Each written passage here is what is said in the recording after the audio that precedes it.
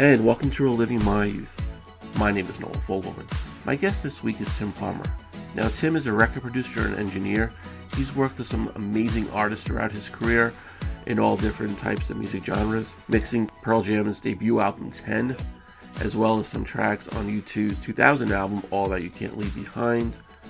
He was nominated for a Grammy for that album. By age 21, he had his first number one single, mixing Cutting Crew's I Just Died in Your Arms Tonight. He's produced Tears for Fears, their albums Elemental and Raúl and the Kings of Spain. Shares a great story about the artist he had to say no to work with Tears for Fears, as well as working with Robert Plant. And he produced Tin Machine. That project featured David Bowie. And this weekend, the 2023 David Bowie World Fan Convention will take place in New York City.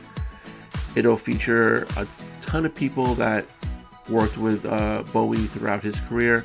That includes Tim. Tim will be there speaking about his time working with David on Tin Machine. We go into some of the other artists that Tim has worked with as well. Very engaging guy. I learned a lot, and I hope you do as well. And here's my interview with Tim.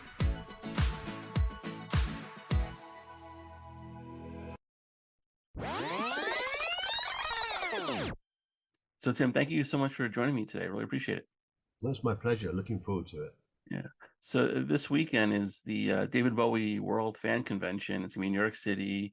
I mean, he's one of the artists that you can actually do this about, because I always feel like he's influenced so many people to get into the music business. It's kind of like the Beatles. The Beatles started it, where everyone, saw them in Ed Sullivan and basically wanted to be musicians. And I feel like Bowie was pretty much like the next guy, in the next generation of artists who he inspired. How did he inspire you? And then we'll get to working with Tin Machine. Well, first of all, I've got to say that I'm pretty excited about the idea of coming to New York for this. I've never done anything like it before, so it's going to be great. I actually want to go because I want to meet some of the people that played on some of my favorite records. Right. So it's as much fun for me as anyone else that's bought a ticket, really. I mean, David Bowie obviously was a big influence to me growing up as a music fan. In my teenage years, I got into punk rock, and that was where I really started taking an active interest in bands and music. But of course, at some point, everyone discovers David Bowie, and even as a young guy hearing, Space Oddity and Life on Mars, I did actually buy those with my pocket money as singles, and I was always aware of David Bowie. But I mean, how can you not be affected by David Bowie's music? I actually like the more extreme version of him, in the sense of Lodger and Scary Monsters. Right. Period. That, we'll probably talk about this later. The 80s period, David Bowie was probably my least favorite. Okay. But yeah, I mean, what an amazing artist, and what an honor it was for me to actually be part of something that he was creating.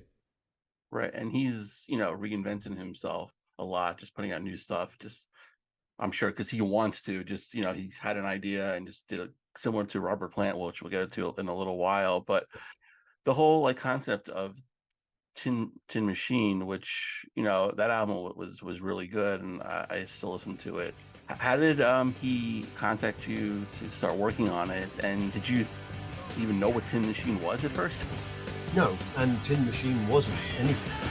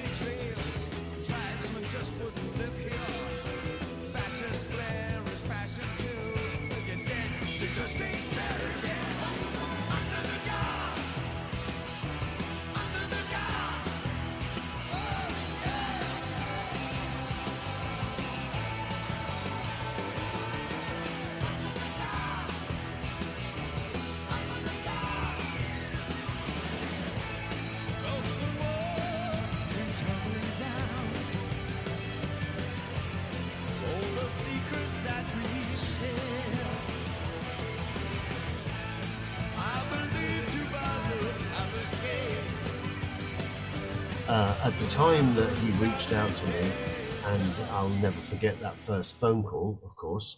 At that point, he was working on his next solo record. Um, he was clearly looking to change it up. Even I could gather that even by that very first phone call. But the reason that he called me was because he was obviously being influenced by a lot of music that was very different to the 80s Let's Dance period, um, sort of 80s sounding music. He was now into that next phase, or beginning to listen to music, whether it's Glenn Branca or Sonic Youth or the Pixies or any of those sort of bands. They were the sort of things that he was listening to. So he wanted to work with someone that was working with guitar bands. And I was very young, and I must say very inexperienced too. But I was young, and I'd worked with bands like The Mission and the House of Love, and I'd also worked with Robert Plant. But a lot of guitar-based bands like Mighty Lemon Drops, stuff like that. So I was sort of young and doing guitar music, and I was recommended to Reeves, who was the guitar player in Tin Machine, from Billy Duffy from The Cult, who I'd met through working with The Mission. So it all connects up at some point. Right. And I was lucky enough to be able to ask Billy about this later, because I saw The Cult play recently, and he did confirm that he did put in a good word for me. Okay. I'm grateful for Billy for that always. And yeah, I got the phone call, and David was talking about working on new music with Reeves in Switzerland, and he asked me if I'd like to come out and be part of that. And of course, I jumped at the opportunity. Who wouldn't?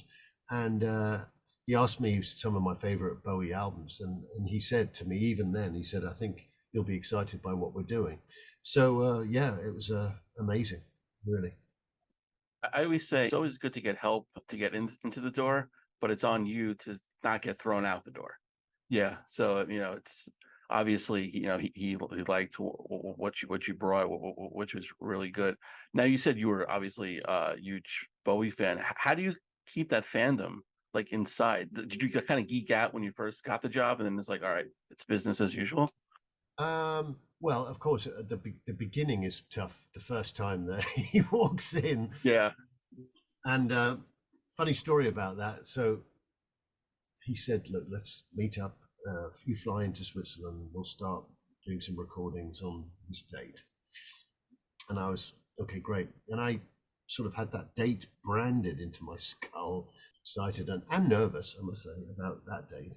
And when the tickets arrived, I foolishly just assumed, okay, well, I'm flying in the day before we start work. And I actually didn't double check the tickets. So the day before I was due to fly, I was at home and just chilling out and listening to some music. And the phone rang, and it was the owner of the studio that we were going to record in. And I said, "Oh, hi, how's it going?" And he said, "Great, except where are you?" And I said, "I don't know what you mean." And he said, "We came to meet you at the airport. You weren't there." So I'd actually, the most important gig probably in my career at that point, I hadn't Okay. actually bothered to turn up for the Oh flight. no. So I was obviously devastated, and got on the phone, and I called David and said, "Look, I'm so sorry. I just assumed that it was a terrible mistake. I should have double checked my tickets." And he lived up the road from Mountain Studios in Montreux. So he said, "Look, it's fine. We'll go down. We'll make sure our guitars are all set up and stuff like that, and we'll see you tomorrow." So that was a great start to the relationship. Yeah. I now, with all the technology of getting, notifications via email, text, that wouldn't have happened. But now, back then with the paper tickets, you put them True. on your desk, and In an envelope that was on the sideboard, and I just didn't check them properly. But as you said, I mean, the thing about an opportunity like that, it is the intersection between ability and opportunity, and yeah, that was the opportunity. And I did have to be able to do my job. And a very big part of being a music producer and engineer and mixer is being aware of what the artist is trying to achieve, helping them towards that goal, and also being someone that they can enjoy walking into the studio and spending the day with. So if you are a prickly sort of personality in any sort of way, you can find it more difficult, there's no doubt. So being somewhat, amiable and like easy to work with is a very important quality. right. And you have like a lot of hats. So, and everyone who listens to the show pretty much knows the positions. But a novice who just is turning on the show, what's the difference between a producer and a mixer? Well, it's changed actually quite considerably over the last 10, 20 years. Originally, and most of the records in the 60s and even into the 70s, if you were the record producer on the album, you were contacted by the label, played some music, and you made a decision at that point between the two of you that you wanted to work together. Then at that point, you would assess the demo recordings of songs that they wanted to make for their record. You would decide with the label which songs you wanted to record, and then you would work on the arrangements and make sure that you felt the arrangements were in good shape. And then you would start do something called pre-production. You probably book maybe 2 weeks in the studio, which obviously nowadays with low budgets, it's not going to happen. But we would spend a week or maybe 2 weeks working on the arrangement, which is the order that the song plays out in.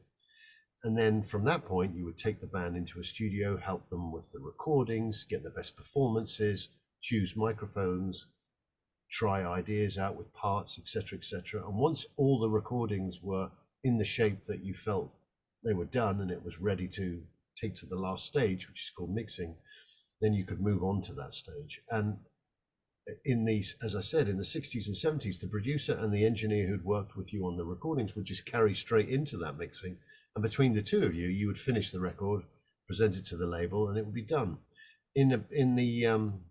Towards the end of the 80s, well, I say towards the end of the 70s, I'd say, the beginning of the 80s, labels started to think, well, maybe this producer and engineer are a little too close to the record and there's some magic in there that they're missing. So what about if we bring in a third party who specializes in the mixing part, and he can work on the recordings and maybe bring out some stuff that could be overlooked, or maybe they have a sound that they could add to the record. So the mixer as a separate item became born. One of the first people to do that was a guy called Tom Lord Alge. He was the first one I was aware of. Bob Clearmountain was also one of the first people to do that. They were brought in specifically to come in at the end. Sometimes they were brought in at the end because it wasn't very good the way the producer had brought it, and they wanted somebody to elevate it. Sometimes it was about a fresh perspective, but a mixer as a separate role was definitely born then. And fairly soon into that, I was able to take on that role as well. But that was the basic difference, is that the producer would create the recordings and work with the artist, and a mixer is someone that came in at the end and looked at all that had been recorded, and most of the time worked on their own, and then presented you a balance of the song the way they felt it was the strongest.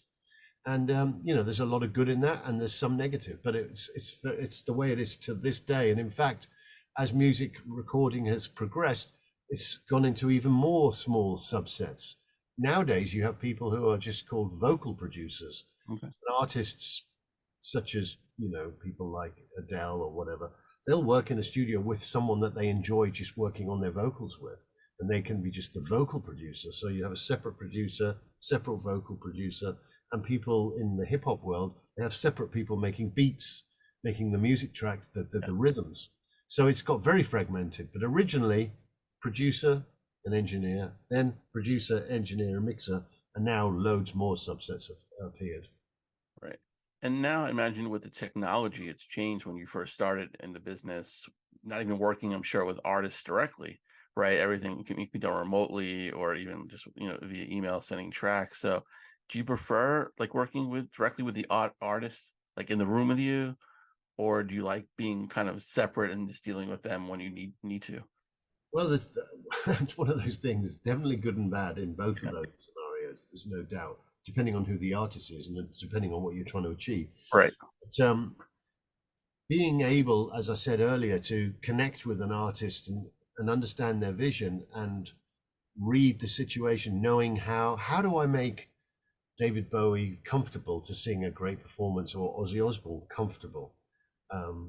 That was a skill that you had to figure out yourself between working out the personalities and whether they were a nervous person, whether they were overly confident person, whatever it is, you've got to figure it out and then work out the best way to do that. So your ability to read people and work with people was a massive part of the job. And as you said, now with technology, I work probably 90% on my own now. So those qualities that I may or may not have are not really required anymore. In fact, sometimes I'll send a mix off and I can just do it by text, which is really strange. So I don't see the artist, speak to the artist. And there was a record I made with the Polyphonic Spree a few years ago, and I took this what they recorded and I played some extra parts, new guitars, various stuff like that. And the first time that I met them was I went to South by Southwest and they played a show, and I said, "Oh, maybe I'll come down to the show." And they said, "Well, maybe you should play some of the parts you played on the record." So I put my robe on because they all wear these long robes. Right. Yeah. I got on stage and I played the parts I played on the album for the first time whilst meeting the band. Wow. That's pretty bizarre, I think. Yeah. But the good and bad, I mean, there's no doubt that being able to be left alone and not having somebody over your shoulder saying, "Oh, I don't like that," and you say, "No, no, just wait, it's not finished yet," and be able to let them, hear Yeah. that what you're trying to achieve finished, and then only present it when you're happy is a good thing. It's sad because you don't. One of the bad parts is when the band would all pile in to listen to a mix you've done or you were working with them. You got to hang out with them and tell stories, and Yeah. and that was great. Right. And I loved all that stuff. Who wouldn't? But I did another example. I did a record recently with Jeff Goldblum. Okay. A lot of people said, "Oh man, you did Jeff Goldblum. What's he like?" Nope, never met the guy. Never met him. I did a whole album with him, and I got maybe an email, and that's it. And that's disappointing.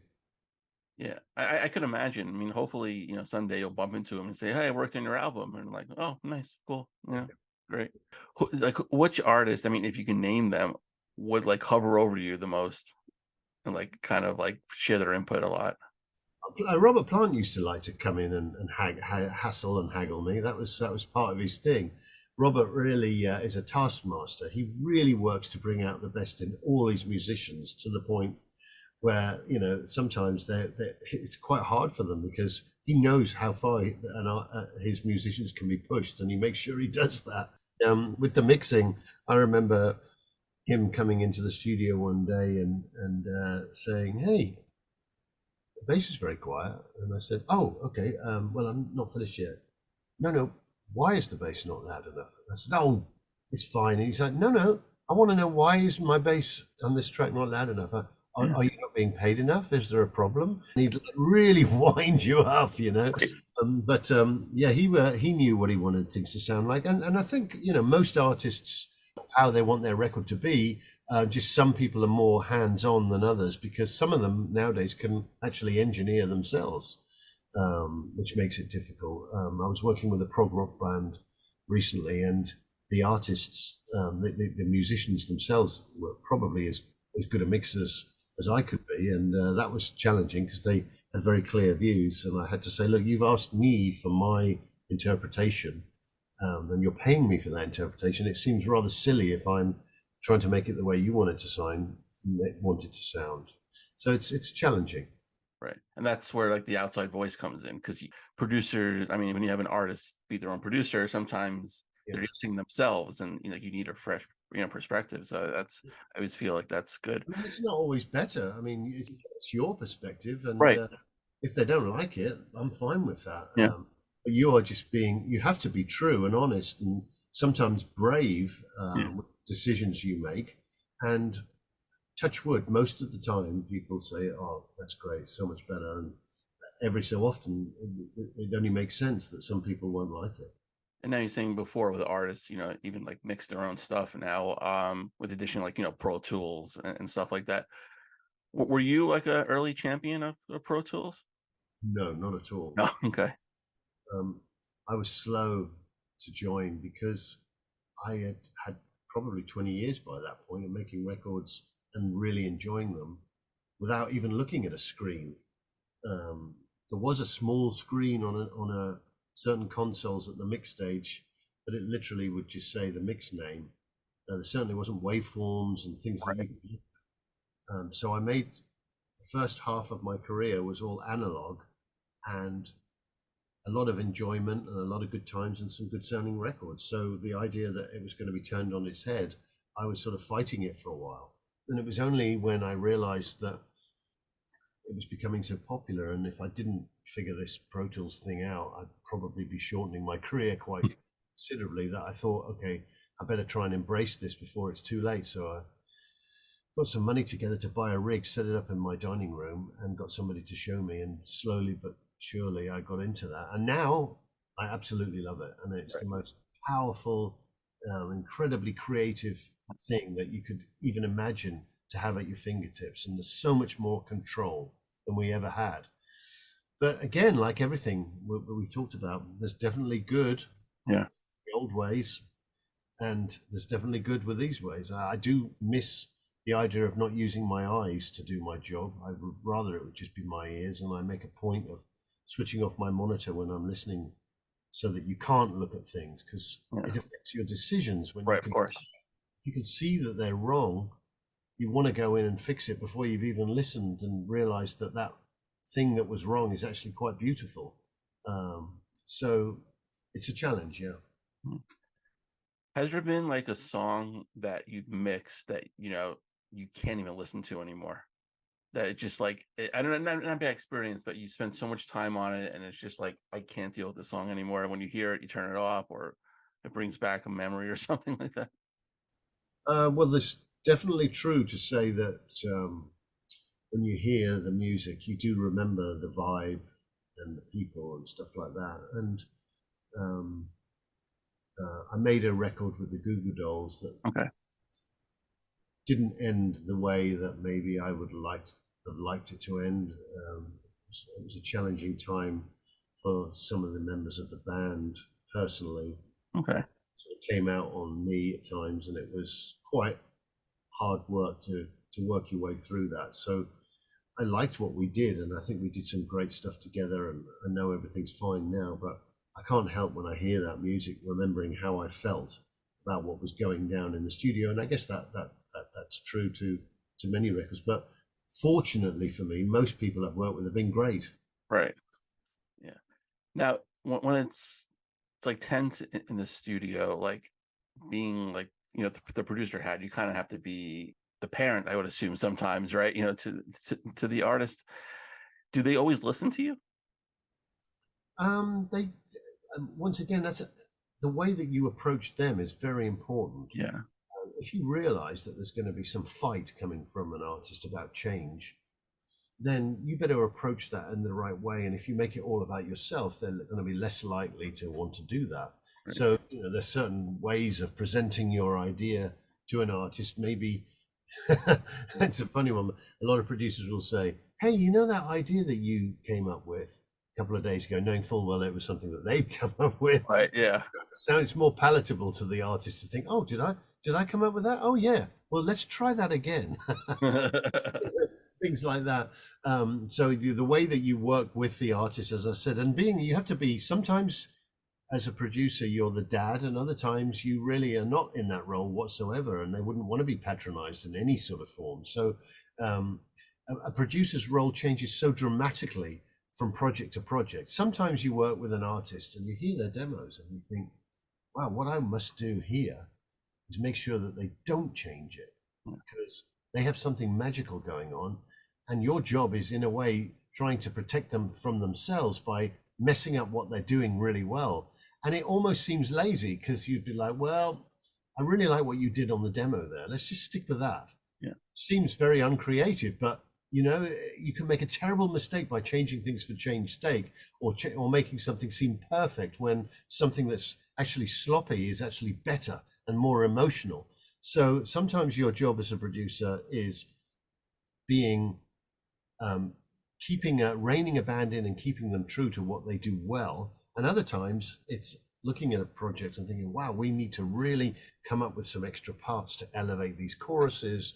So it's about coming up with guitar lines with them and really changing things up and improving what they do. And sometimes you're working with an artist that's great and they play well, and you just want to capture the best performance you can. So you can sit back with not that I smoke cigars, but sit back on the couch with a fat cigar and let them Right. do the thing, and you say, that one, that Yeah. one, that was the one that was great. And Yeah. that's the easy producer's job. But Yeah. other times it's literally you've got a guitar on and you're sitting with a guitar player and you're trying to work out parts together to try and improve what they're doing. So it changes so dramatically. Has there been an artist that you kind of heard a particular like reputation about them, and then it was completely different working with them, with your experience? I'm sure that has happened. I used to given the job of working with some of the more difficult artists because they felt that I was good at managing that situation. Right. As I said, by listening and not being patronizing and trying to understand how they saw things is a big bonus.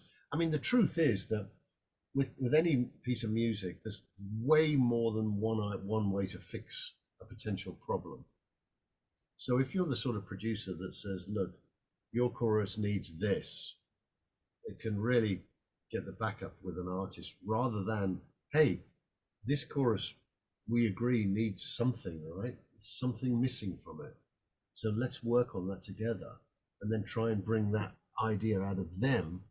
Then they feel much more comfortable because it stays as their composition and it's all about their personality and their musical sensibility. So it might take more time. It might be easy for you as a producer to say, look, I know exactly the part you should play. Just do this and it'll be good. That Yeah. might be slightly generic and, the easy fix. Right. Sometimes if you're prepared to go a long way around it and work with them, maybe you'll come up with a way to fix it that's much more unique and memorable. And let's face it, that's what great songs and records are about, is not being generic. It's like you remember the things that make them different. You remember people's voice sounds rather than their ability to sing. When we love Leonard Cohen, we love David Bowie, we love Ozzy Osbourne, and you remember the sound of their voices really. And not who really wants to hear someone that can just sing well? I mean, Yeah. so many people can sing well, but we're looking for a voice, right? We're looking for an emotion, and trying to bring that out in any way you can in any recording is I believe is key. Right. And earlier we talked about just getting your foot in the door. You got that opportunity with, David Bowie. So how did you get your foot in the door in the business? Well, the foot in the door in the business was born out of just a love of music and not I didn't go to university, so I didn't really know what I was going to do. I played in a band, and that obviously was not going to be a professional thing. I wasn't good enough as Right. a singer or a performer. So we recorded a couple of demos with the band, and I saw for the first time the people behind the scenes who were working the console and the engineers and how they could help the process. So I thought, oh, that's interesting. And it was my dad who said, well, why don't you write to recording studios and see if you can get a job in one of those? And the only way you could get in back though in those days, which was in the early 80s, Hmm. was to start from the very bottom making cups of tea. In America, we call them runners. In England, they're called tea boys.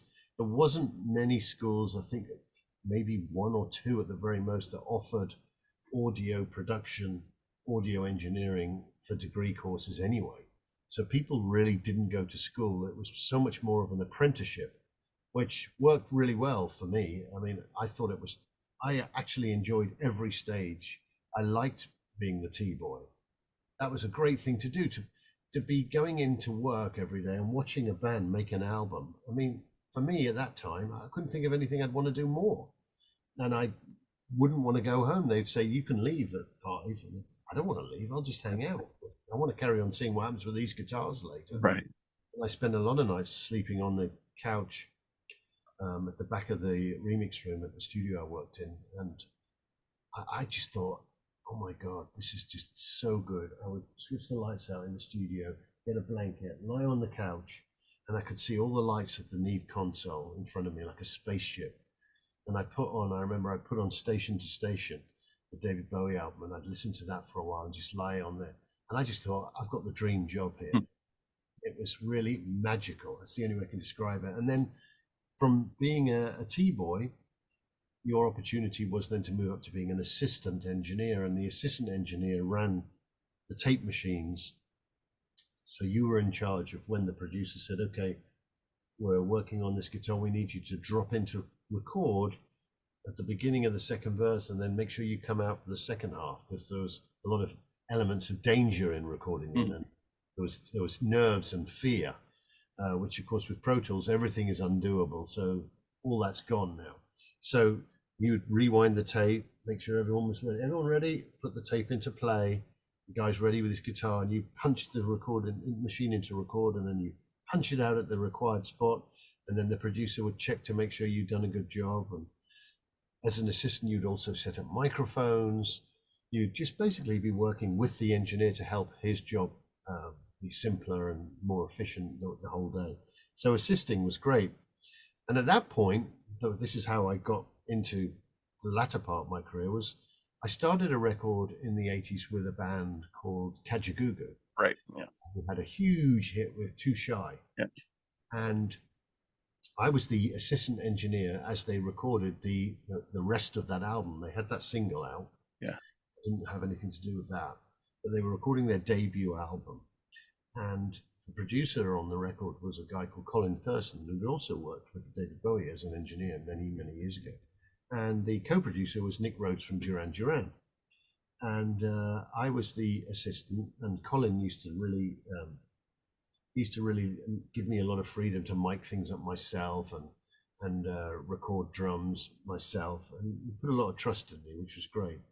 And then at the end of the day, rather than spend all night stuck in a recording studio, they both probably thought, well, I don't want to do that, so we'll leave at about 7. And they would go out with their girlfriends and stuff, and they would leave me with the band to record until late. There's probably a little bit of laziness in there on their part, but it worked. And they would come in the morning and they would check what I'd done. So that was fine, and it was a great opportunity for me. I didn't have a problem with it. And when it came to the end of the album and it was almost complete, the record company, of course, wanted B-sides. I don't know if people remember B-sides. Right. Yeah. And the B-sides was something that a lot of the time the producers didn't want to deal with, because it was a lot of the time an experimental piece or something that was sort of thrown together a little quickly. But I said, I could do the B-sides. And Colin and Nick said, yeah, just do the B-sides with Tim. That's fine. So I went in over the weekends and cut the B-sides. We did 2 songs. And I had a few ideas for these B-sides. And the record label had them delivered. And they said, we love them. And we want to put them on the record. So I spoke to the manager of the band and I said, I recorded these and I've added some stuff. Do you think we could have a co-production? And he said, yes, I think that would be the right thing to do. So I started off as the assistant engineer on the album and ended up being a producer on one of the key tracks on the record, which was an instrumental called Kajagoogoo, which was eventually used in 16 Candles. Yeah. 16 Candles. I only found that out about 6 months ago. I didn't even know that.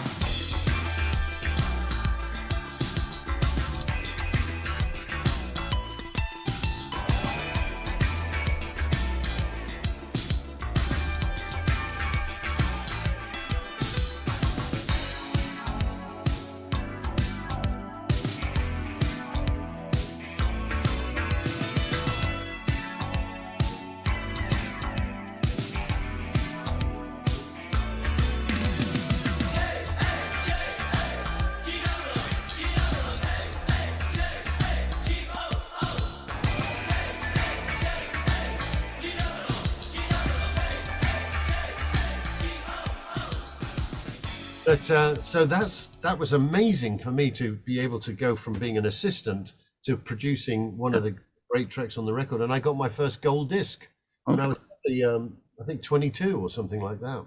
Wow.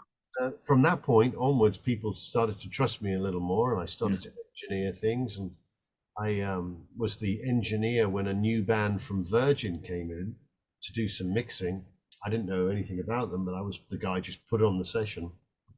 And I mixed a song called "I Just Died in Your Arms Tonight," and that became a number one song in across Europe and into America.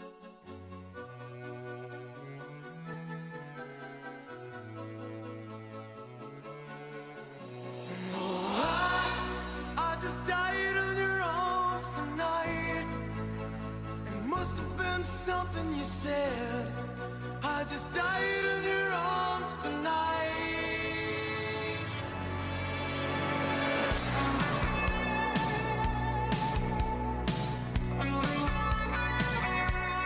I keep looking for something I can't get. Broken hearts lie all around me, and I don't see an easy way to get out of this. Her diary sits by the bedside table. The curtains closed, the cat's in a cradle. Who would have thought that a boy like me could come to this? Oh, I just died in your arms tonight. It must have been something you said. I just died in your arms tonight. Oh, I just died in your arms tonight. It must have been some kind of kiss. I should have walked away. I should have walked away.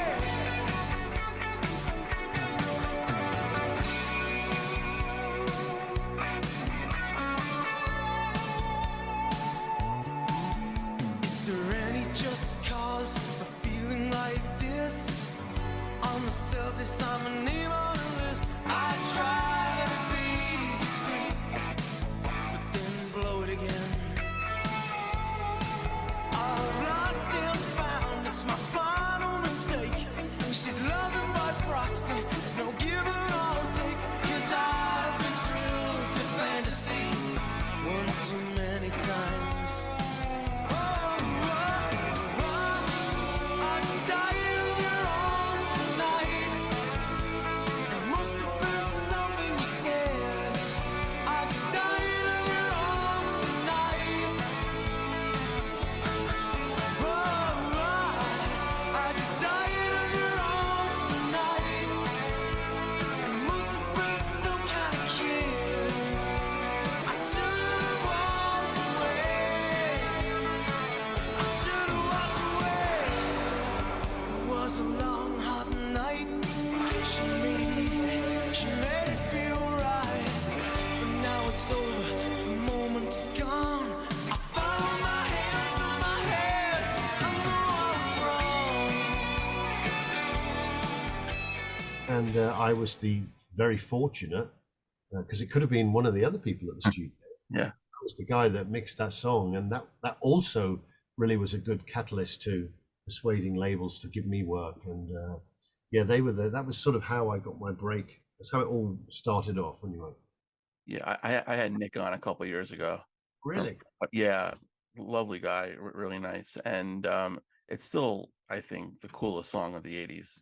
It's Yeah. just The guy wrote a really great song, and I say when I speak at schools and things like that to young engineers, I always make the point of be connected to great music, because you're only as good as the songs that you're mixing. right. No one's going to listen to a song and love it just because of the quality or the fidelity. If they hear a really great song and you're part of it, even if your mix isn't so good, they're still going to love it because they Yeah. love the song. Exactly. I always said that the best cure for a bad mix is a great song. Mhm. That's not an excuse for bad work. I'm not saying that, but I'm saying that make sure that you spend your time on stuff that people will want to listen to, because that's what's going to be the determine how successful it is ultimately. That's the most important thing. Right. Has your approach to mixing changed with how the medium has evolved, with vinyl, cassettes, CDs, and now streaming? Has that approach changed at all? it's changed the way that I mix a lot, because back in the 80s and 90s, with the old school way that we knew music, with albums, with the record companies controlling distribution and the size of budgets, people, when they made a record, were able to, if they were given that opportunity to be signed and be on a label, when you made a record, you generally made it in a pretty good studio with decent microphones, with a decent producer who's made records before, an engineer who knows what he's doing, and you had time to be able to craft what you were trying to achieve. And that time is so important, because when you come to the mix, at that point, mixing was purely about balance, maybe a few tasteful reverb choices or a delay here and there, but the work had been done. These people had spent a while going through guitar amps and, no, let's try a Marshall amp on that, rent in another one. They do crazy stuff, but they wanted to get the recordings just where they wanted to hear them. So the mixing was just, it was still important, but it wasn't the way it is now. Now, here we are, where everyone has a studio at home. The recording budgets are only given to the people right at the very top. So a lot of bands have other jobs, Right. and they might record an album in 2 or 3 days because they can only afford a few days in the studio, or they might record for a few days in the studio and do a lot of it at home. And maybe they haven't got the experience of production. So when I'm mixing music nowadays, it's different, because I see my role as finishing what they were trying to achieve. And most times when I mix these days, I'll either, at the very least, add to the drum sound with samples, because maybe the drums don't sound that good, so I'll add some more to that. I might fix performances. If a sound is bad, I'll replay things. I'll add parts. I'll double parts. Sometimes you're tuning things as well. Basically, the mixing process is sort of halfway between producing and mixing, and I call it predixing. All right. It is sort of predixing. That's exactly what you do. You listen through, and the first thing I do is I listen to what they're trying to achieve, and I listen to the song and the rough mix, and then I play around with my keyboard and my guitars and percussion and think, is there anything that I can do to make this even stronger? I'm not trying to put my personality or my playing on there, but if it's required, how can I do that? And sometimes you're using very subtle sort of techniques to enhance sections, maybe a really high string that's barely heard, but when you take it out, you do notice the difference, things like that. But basically trying to elevate what they've done to being a much better record. And that's how mixing's changed. It's just like a whole different process. On your website, you have a speaking of streaming, Spotify playlist of all, like, artists you worked with. It's featuring some songs, and it's amazing. I discovered a bunch of artists because of that playlist, and it's, you have obviously the usual Pearl Jam, David Bowie, U2, again, some of those later. Some of them I heard of him, Right. the Finnish band. Never really listened to him, so it got me into listening to them, as well as like Liz Wright, Candice Springs, like R&B gospel singers that I wouldn't not necessarily know. So how do you get involved with artists that like aren't in your comfort zone? How do they like contact you? Are they, obviously they know your work, but like you can't say no, right? How like different is it working in particular genres of music? Well, first of all, I've always believed that to be excited about this as a career, if I had got stuck just making grunge records or metal records, you'd soon get tired out by it, to be Right. honest. It'd be a little bit uninspiring. So I'd always tried to work with different genres of music right from the beginning. And in fact, I was talking to someone about it the other day. It was actually Rick Beato. There's a guy who has a music podcast, and he did a one 2 days ago about a song I produced for Tears for Fears. Okay. He broke the song apart, and it was fascinating to me because he explains it musically, what's going on. And I Right. play guitar, but I'm not in his league with no, it's a flat ninth over a Delore, Yeah. a certain scale.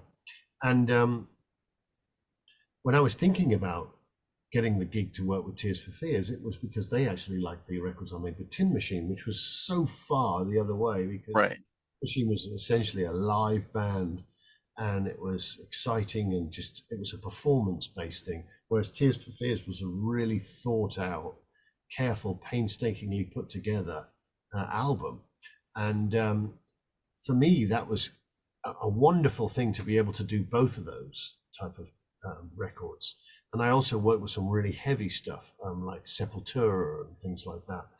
And I've always enjoyed the fact that I can skip between the genres, because the truth is that whatever the piece of music you're doing, you're just trying to bring it to the best level that you possibly can. And you can learn tricks from different types of music that you can somehow subtly bring towards like a jazz record or something like that. You could think, oh, I remember how we distorted something, and maybe if I try a little bit of distortion on this, it would be cool.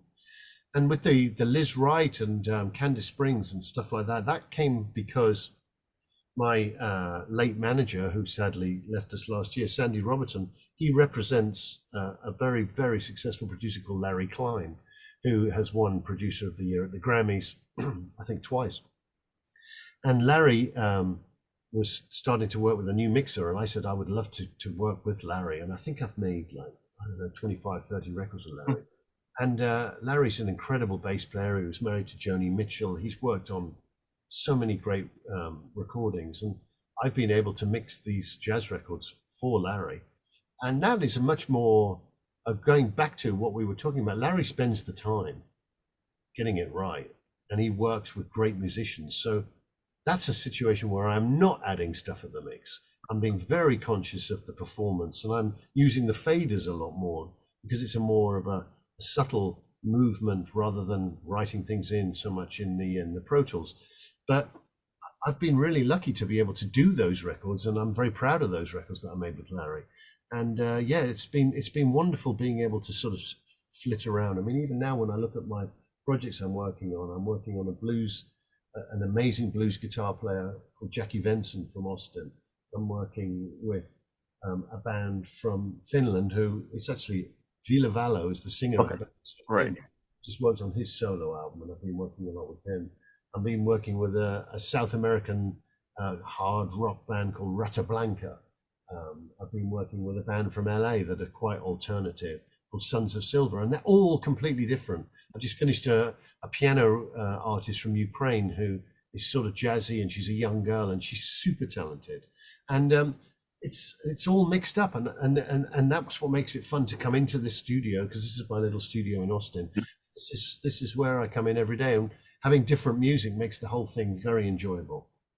That's fantastic, and everyone check out the playlist because it's something for everybody, and it's really good. I want to mention Tarja was another one. I hope I'm pronouncing her name right. Yeah, I really enjoy her music. And you mentioned Tears for Fears; they're my all-time favorite band.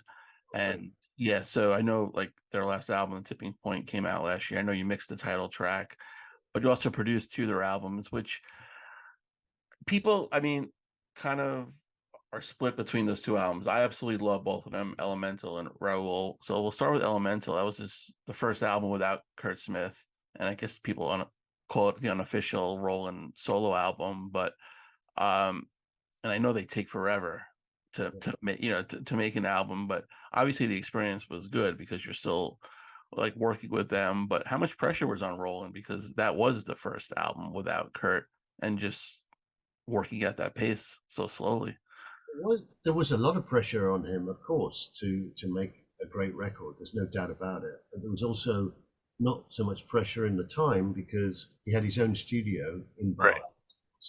and he was determined to make it a great record, and we spent the time doing that.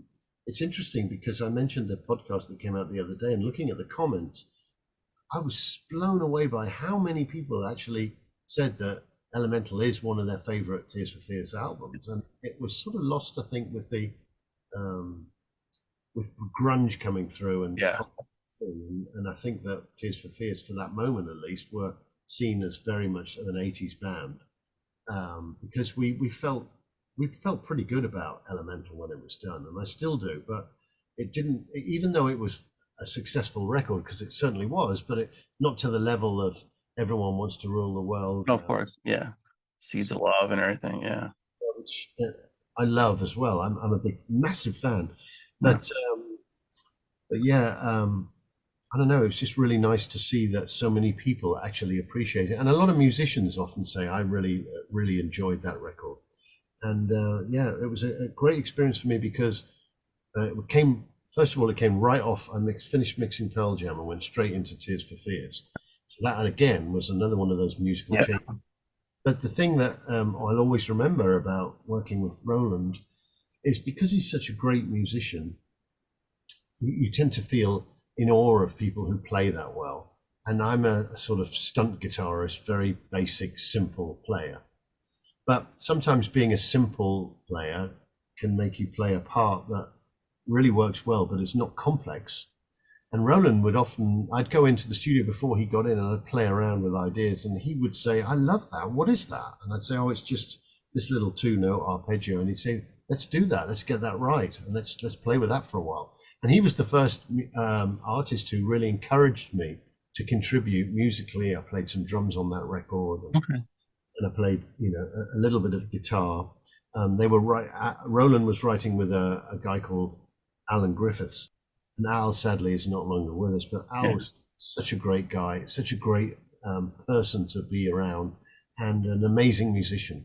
So he had, somebody to bounce ideas off in the writing, because I certainly wasn't part of the writing. They were doing that for quite a few months before I got involved. But I came in as the sort of breath of fresh air to sort of try and finish up this record and start, really making these things complete. And we spent a long time on it, but it was a great experience for me. I loved it. Yeah, I think because the highlight of that album, break it down again.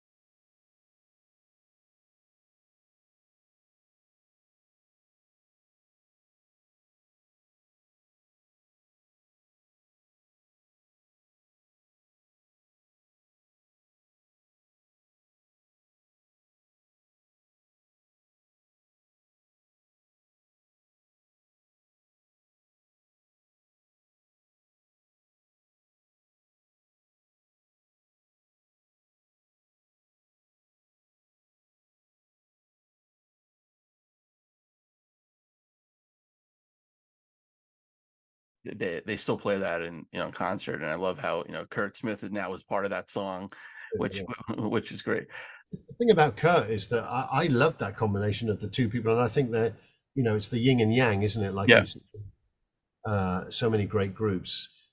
somebody's ability to do that and somebody's ability to do that is the sum of all the parts. And I think Kurt adds so much to Tears for Fears.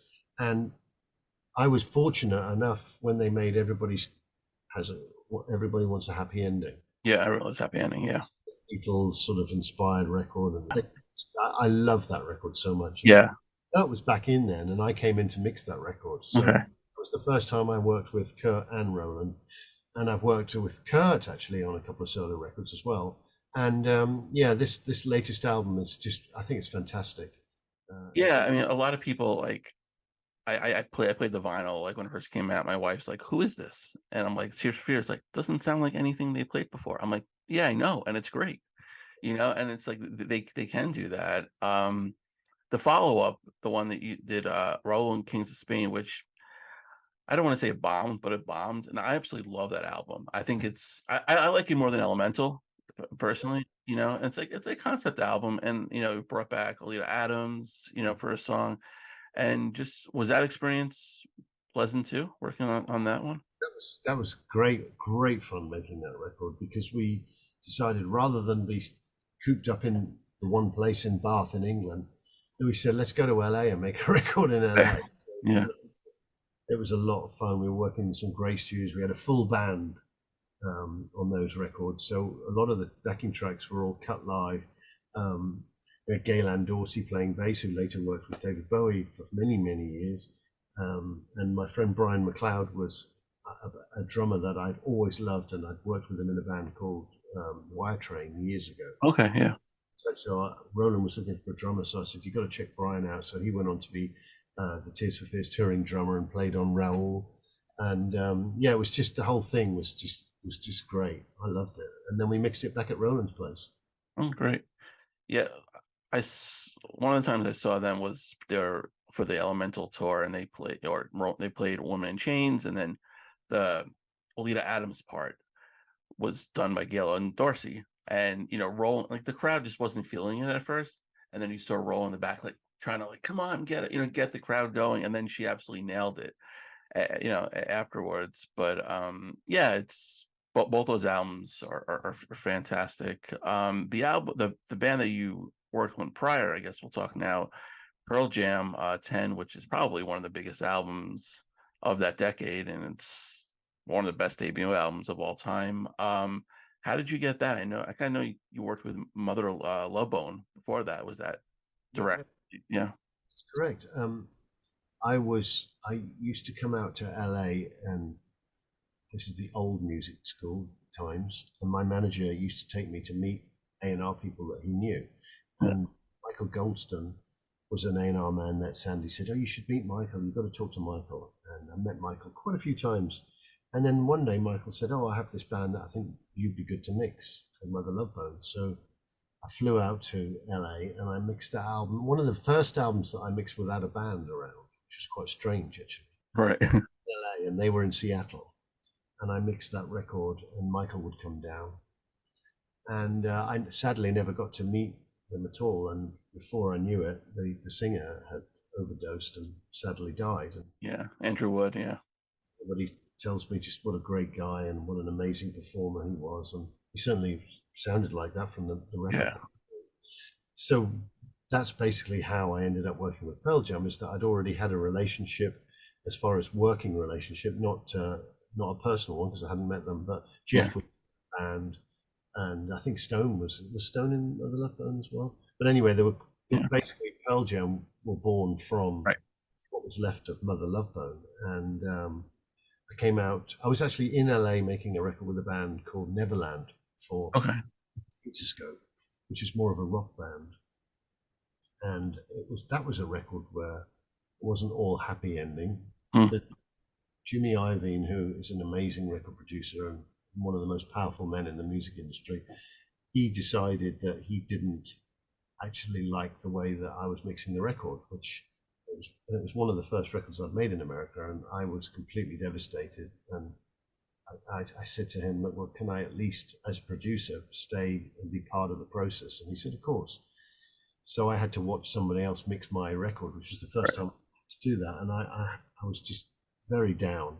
And Jimmy said, "Look, I just don't think that your sensibility for mixing is right for America for a rock record. And I took that pretty badly. But Right. the next record I mixed was Pearl Jam's 10. So, Yeah. but yeah, I mean, basically, I came out to LA. I was in LA making the Neverland record. The band came to LA, and we were taken to see the Lakers play. Hung out with the band, and then they said, "Look, mix one song." So I mixed the song called "Once" at A&M, the old Charlie Chaplin studios, and they liked it. And we were all on to go and start mixing the record. But I'd been in LA a long time, so I said, "Look, can we mix this in the UK?" And only because there was money in the music industry then, the label had no problem with that, and said, Right. "We'll fly everyone to London." So we worked in a residential studio in the countryside called Ridge Farm. Beautiful studio, residential, very, very old farmhouse, and Ozzy and Queen and people like that had worked there. Yeah. And I'd worked there before with a band called The Mission, or the Mission UK as they're called. So we mixed the record there in about 2 or 3 weeks, and it was just a great experience. And there was very little pressure on us because nobody had any expectations. Right. Yeah. They thought that, well, it's the first record. We've signed Pearl Jam. It's the first one. If we get 150,000 albums, great. If not, doesn't matter. So I didn't have people looking down on me or second guessing every move you made, which they probably had to for the follow up. Yeah.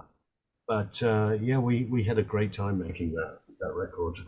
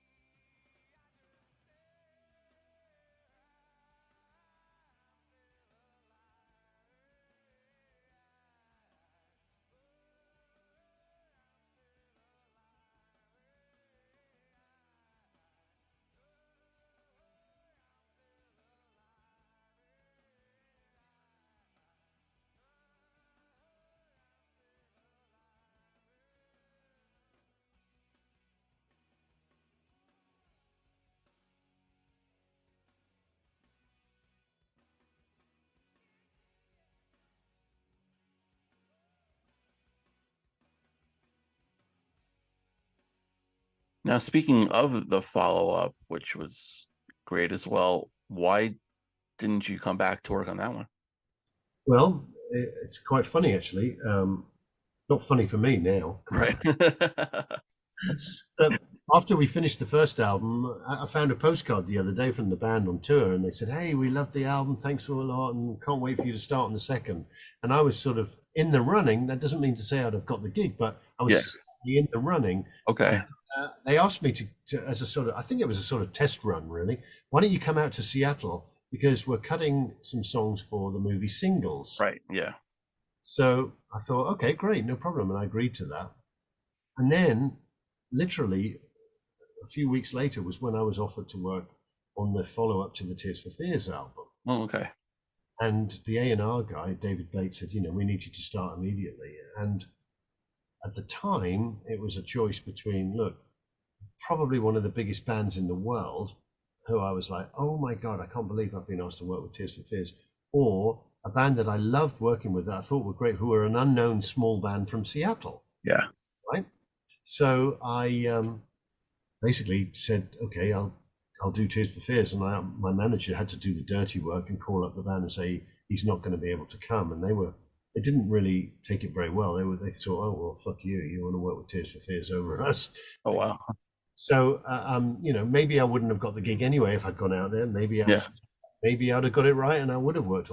And hindsight's 2020, right? But no, I have nothing but good things to say about working with the band. Some people, or not some people, the band themselves later expressed the fact that they wished the record hadn't been so sort of produced with the reverbs and the textures that we put into that. But those were decisions that we made together. Yeah. They came in and approved every song, and the fact was that the grunge sound hadn't actually evolved at that moment. I wasn't thinking about the Seattle sound when I mixed 10 because it hadn't existed to me. Right. It wasn't successful, so I didn't immediately take off all the reverb and make it sound like it was dry and in your face, because I was coming off records that I'd mixed in the 80s, and they were about making things sound big and deep, and I wanted to make a great sounding record. And I think we achieved that, and people did love it for the way that it was. And I think it was a nice stepping stone for radio too, in a weird sort of way. It certainly wasn't planned that way, but to go into this new sound of complete dryness when people were listening to big sounding records, Pearl Jam were a lovely step over, because first of all, they still sounded like a rock band because they had guitar solos. Right. So there was an element that they could recognize. And then the record sounded pretty good on the radio too. So it was a nice stepping stone over to this new way. And it's turned out to be a pretty successful record. Yeah, not bad. And I guess just, the term alternative too, which obviously giving it another option as well. So were you given like other opportunities to work with other like quote unquote grunge bands at that point? I didn't do too much grunge after that. What else did I do? I did a band called Sweetwater in Seattle. Okay. And I loved that band. I thought they were going to be huge, but they weren't. I did one mix for Soundgarden. Okay. I found the other day that I absolutely loved, but they didn't use it. It never was used. I don't even the band. I was asked to mix it by the A&R guy. I don't even know if the band ever heard it, but I just thought were insanely good. And I love the way that Michael Beinhorn produced those records. I mean, to me, they're records that I just go to, and I just like, they're just like a benchmark for that, for recordings of rock bands. I mean, he's just so talented. Yeah. And that's when we go into some other bands you worked with that maybe people don't know. I had a lead singer of this band on the show, Sponge. Vinny. Love those guys. Tremendous. One of my first guests on the show, and you mixed Rotting Panada, right? Was that the one you did? And the follow-up, yeah. Yeah, which had the hits Plow and Molly. So I'm sure that was a pretty good experience too. Vinny and those guys, Joey, they're the best. And I went to Detroit and hung out with them for a couple of days. And I used to do, what was always fun in those times was bands would get on to Saturday Night Live or a show like that, and it could really catapult their career, because there wasn't that many places to hear music, and the labels were able to get their artists on there. So when a band would finish an album, I'd say, look, if you ever go on the TV and you need somebody to sit in the booth with the TV sound guy, I'll go. I'd love to. Basically, I was doing that because secretly I wanted to be going to these places, right? Hanging out with the band, having a good time, and why not? So I always offered to do that, and I was flown. We did Saturday Night Live, we did a couple of other things, and we always had such a brilliant time. And what a great band! What a great frontman Vinny is. Oh, he's tremendous. They're still playing as well. They're still going. Yeah, saw them few years ago in New York, and yeah, it was a great show. He's such a nice guy. Pablo, the A&R man who brought me in to mix that was a guy called Pablo Matheson, who's actually just moved to Austin, so I still get to see him. But he brought me in to do that record, and he was one of these A&R guys that when you meet them, you really match up in the music that you love. I've been friends with him ever since. Yeah, you mentioned Austin, so we'll do the band Texas, which I absolutely love, and was their first album, right, that you worked on?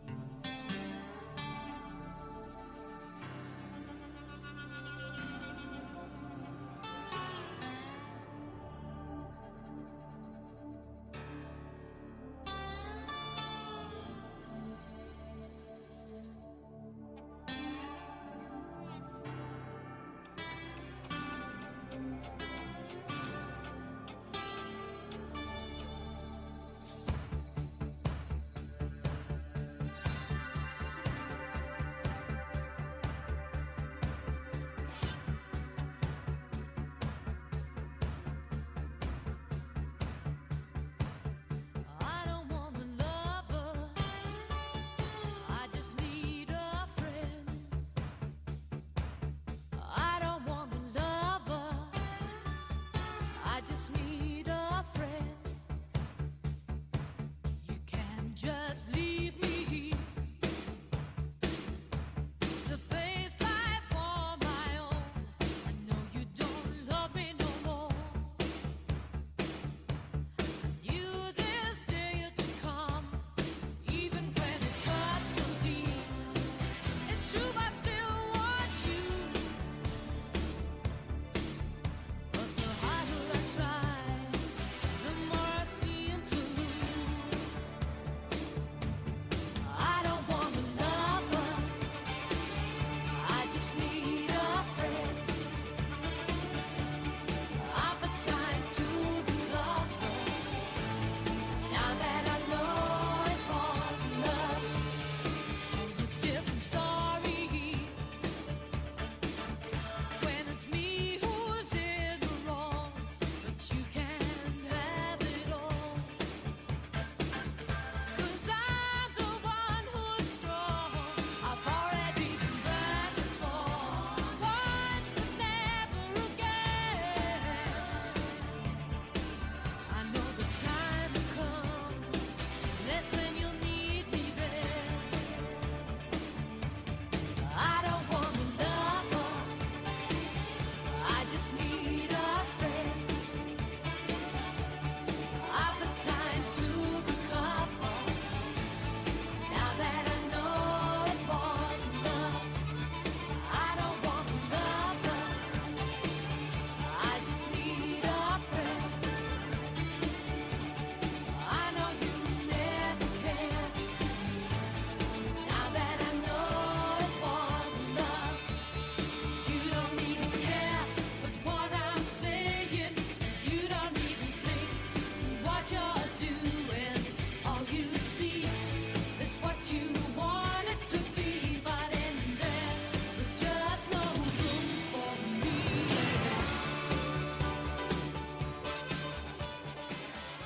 I did the first two actually. Yeah, that's weird that I'm now living in Texas because Yeah. I'm from Scotland. Right.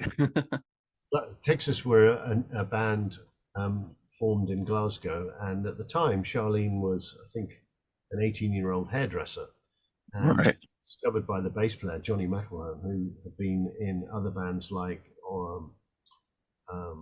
Hipsway was one of them, Yep. and the Altered Images, that was it. That's right. Yeah. So Johnny was a pretty seasoned bass player and a good writer, and he started to write songs with Charlene, and they had a very young guitar player called Ali McElhone, who's also from Scotland. And yeah, we made these records for Phonogram, and it was interesting for me because they tried to make it with a couple of other producers, so I was sort of being tested out to make sure that I could do this, and it came out great. And their first single was a top 10 single in the UK called "I Don't Want a Lover," and Right. the album. Then I made the follow up, and yeah, they were both very successful records, and yeah, great for me. I still chat with Charlene on the old Instagram and keep Yeah. up with what they're doing. But yeah, had an amazing career. Yeah, they weren't too big in the States. I think I discovered them like on their fourth album. Yeah, so I mean they're Crossed over here, and that was interesting because a lot of the bands didn't cross over here the way that I expected. When there was a time in the '80s when just because they were from England, they would get a good shot over here. yeah, It's sort of, I think it sort of stopped around Tears for Fears time. Around that period, then bands started to become big in the UK, but it didn't necessarily mean that they would be big in America. And it sort of came back again around Britpop, I think, with Oasis. So that started to happen more automatically. But yeah, bands like the Mission UK, I thought were going to do really well in America. yeah, And there was a band also called the House of Love, which right, yeah. I thought they would do much better than they did. But yeah, it was a yeah. And then one who I don't think they made it too big here, but I absolutely love the Sounds. You All were, right, yeah, yeah. yeah, they're Crossing the Rubicon album, which is great. They had the song "No One Sleeps When I'm Awake," and I forgot where they're from. I forgot what country. Sweden, aren't they? Sweden, yes. I was going to say Finland. That's right. Yeah, from Sweden, and they're absolutely fantastic. So, well, what was that like working with them? Oh, that was when I started to work on my own. Oh, okay. And I had a little studio in North Hollywood, and that was a project that was sent to me. And yeah, I think they're a great band. Love them. Yeah, and I guess we'll end with the biggest band in the world, U2. Right. Yeah, so working on all that you can't leave behind. God, almost 25 years ago now. It's crazy that and they're still going strong. So how did you get that gig mixing that album? Tell you how I got that gig, and I'll also answer. That'll bring me to answer one of your earlier questions about people being taskmasters. Okay. Working with U2 to get a mix accepted has to first of all be loved by each individual member of the band. There's no point in getting Bono and the Edge to like it. Right. Larry doesn't like it, it's not going to fly, or Adam. So first of all, you have to make sure that all the band like it, and then of course you have to consider the opinions of Daniel Lanois and Brian Eno. Right. So you have the label with Jimmy Iovine, and then there's always what you think of it. So there's a lot of people, and sometimes we would spend 2 weeks on a mix of a song because they don't give up until they it's exactly the way they want it. And you could be working on a mix for 2 weeks, and Bono will decide that he doesn't like the way Edge is playing a guitar, and there was a part that Edge remembers playing in France 6 months ago, and he'll find it on a cassette in a bag, and then you'll be recording guitars for a couple of days. I mean, they won't stop. And Right. they'll also be right at the last minute saying, well, this song's pretty good, but the chorus is good, and this song's pretty good, but the verses are not good. So let's combine the two songs again and re-record the whole song that we Wow. spent months doing and make one song out of them. And they'll try everything. Yeah. So that is a project that I remember a band being the taskmasters on, and it took a long time to do. I only ended up, I probably did 4 or 5 songs, and they all took a long time. But the reason that I got it is a funny story in itself, because my manager, as I said, Sandy, said to me, look, I've heard that In Excess singer who had sadly just recently died, Michael Hutchins, Yeah. solo album coming out, and the guy at the label needs some mixing done on the last 3 or 4 songs. And I said, okay, let me hear the stuff. It sounds good. And he said, look, it's more than that. It's great. And I said, why'd you say that? He said, well, one of the tracks has Bono contributing. Right. So Bono and Michael Hutchins. And I said, okay, that's cool. And he said, no, it's not just cool. He said, if you do an amazing job on this, then obviously Bono will hear it, and you'll be mixing on the new U2 album. And I was like, right, okay. Yeah, whatever, right? It's just like that, Sandy. And anyway, that's exactly what happened. Wow. We finished this song, and Bono had been really unhappy with it. And he called me up in the studio and said, look, thank you so much for saving this song, because I was really unhappy, and I think it's great now. And, you'll hear from me because we're starting to mix our new record. And I was blown away by that. It really worked out that way. But I had a good time working on the Michael Hutchins songs, and I still really like there's a song called Slide Away, I should say, and that's the one Bono sings on, and Right. it's great. It's a great track.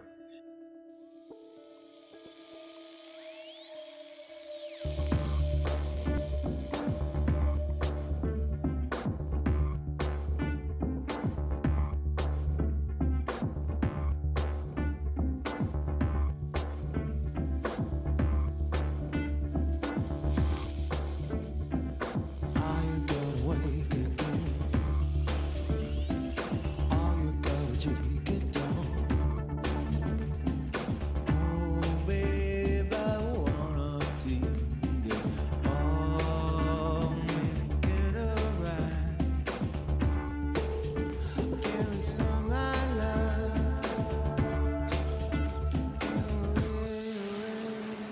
I just want to slide away and come alive again. I just want to slide away and come alive again. I will see that love again and find a life again. I just wanna slide away and come alive again. Wanted to let it go, just couldn't let it go. Wanted to let it go, just couldn't let it go. I catch you, I catch you as you fall.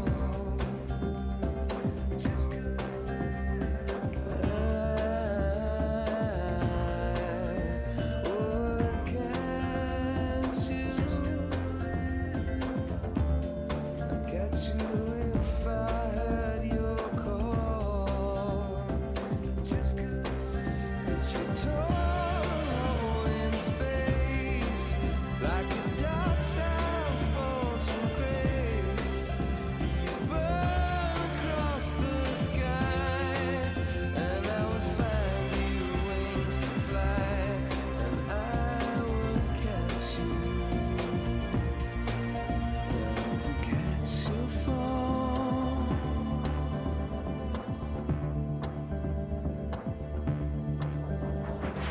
I just want to slide away. And so then it was a chance to work on a U2 song, and I was given a song to mix from a movie that they had been doing the soundtrack to called The $1 Million Hotel. Right.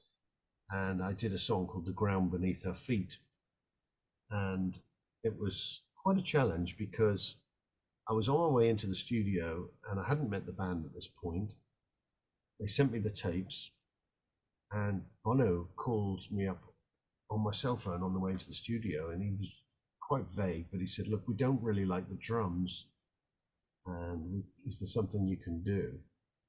And I didn't really quite know what he was talking about because I hadn't even pushed the faders up of the song yet. But I said, didn't want to seem like I wasn't prepared. So I said, "Oh, absolutely, no problem. Yeah, I'll get that sorted." So when I listened through, there was a lot of programmed drums, and I thought, okay, maybe that's what he doesn't like. And Larry comes in at the end. So I thought, okay, well, maybe I'll try a sort of groove like Walk on the Wild Side. Right. And I thought what I'll do is I'll rent a drum kit, just a snare and some cymbals. So I played like a Walk on the Wild Side, simple drum groove, and looped it and replaced the drums that were there with this loop. And it was sort of taking a bit of a chance because I quite imagined Larry hearing it and saying, "Who the fuck does this guy think he is singing on my song?" So I knew that it could go pear-shaped for me. But that's one of the things about being a mixer is you just got to do what you think's right and hope that they agree. And anyway, they liked it, and it stayed. And I love that track, The Ground Beneath the Feet. If you haven't heard it, there's some amazing pedal steel from Daniel Lanois in the intro sections. So beautiful.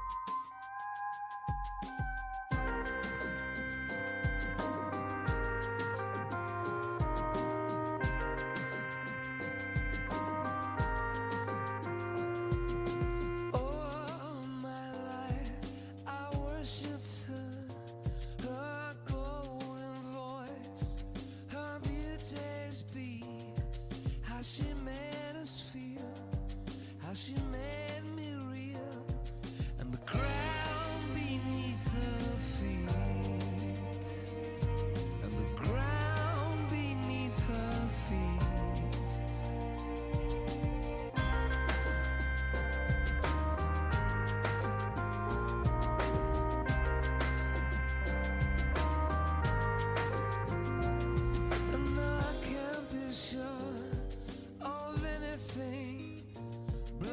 is white and cold is he. For what I worship stole my love away. It was the ground beneath her feet. It was the ground beneath her feet. Go lightly down your darkened way. Go lightly underground. I'll be down there in another day. I won't rest until you're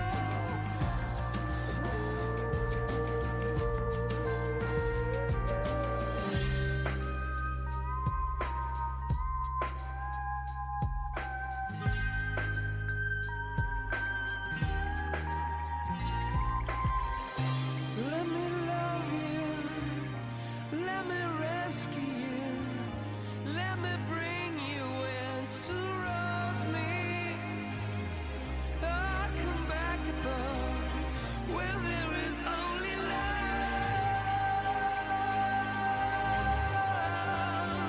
only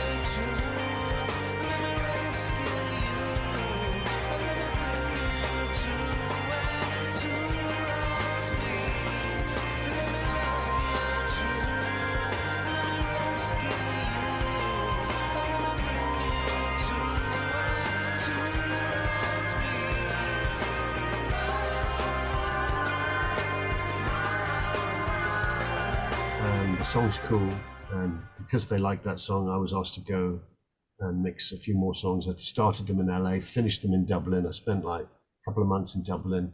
Yeah, it was, the whole experience was really great. And we would have dinner every night around this huge round table. Had all the members of the band, Yeah. and producers, and different mixers, and it was just really interesting conversation. Really interesting. That's awesome. And they also have the money to take their time in the studio. So Yeah, and that's why it was so. It was, the pressure was on because they would mix songs with different people just because they wanted to see what it would come out like. right. Well, you can afford it, so let's get this guy to do a mix. And sometimes they would do a mix with a famous mixer, and they would be like, "Well, we just like the first 2 bars. There's something magical that's happening." So that 2 bars would end up as being part of the final mix, and they'd have to figure out all the credit stuff later. But they could afford the luxury of getting different people working on different songs all the time. There was a lot of people working on that record. But to tie this to the beginning of the show, the World Convention of David Bowie Fan Convention, actually this weekend, New York City, I think it might be sold out already. Maybe scalp a couple tickets, check StubHub, check eBay, whatever. Are you going to be on particular panels? Like what's your role going to be there? Well, there's some, as I said at the beginning, there's some amazing people, great musicians like Carlos Alomar and Woody Woodmansey, and you've got like Tony Visconti, who produced all the David Bowie albums I love. He's speaking, so I'm looking forward to hearing him. I'm speaking about my time working on the Tin Machine records, and Kevin Armstrong, who was the guitar player in Tin Machine alongside Reeves, he's going to be talking with me. And what I've been working on actually just before I came on to talk to you is I'm very fortunate to have a lot of home movie footage of the making of the Tin Machine records. Oh, wow. Been wandering around the studio, looking at the setups, bit of different studios around the world, and the audio is not very interesting and not very good quality. But what I thought was, while we're talking, if I put it in the background on some screens, just as you talk about the record, if you can see the studio and you can see the console, it'll make it more of a 3D experience. Right. So I've been cutting it together and putting some quotes that David Bowie said about the project on, and I'm going to show that during the talks. We're doing 2 talks on Tin Machine. And then lastly, that I also recorded the very first time Tin Machine played a show. Okay. No one's ever seen. We went to a nightclub in the middle of Nassau, and they just borrowed some guitars and equipment, and they set up and played to the crowd there. And I was doing the sound that night, and I got a friend to video it, and I managed to get a DAT of the sound recording and sync it up to my video. So Oh, wow. it's actually pretty cool because I've got 3 songs. The first time no one's ever seen them before. Oh, that's awesome. That's awesome. But yeah, have a lot of fun. And Tim, this was an honor. I've been a fan of things you worked on for like decades. So keep up the good work, and I look forward to the next project. Thank you for the kind words, and I really enjoyed talking to you.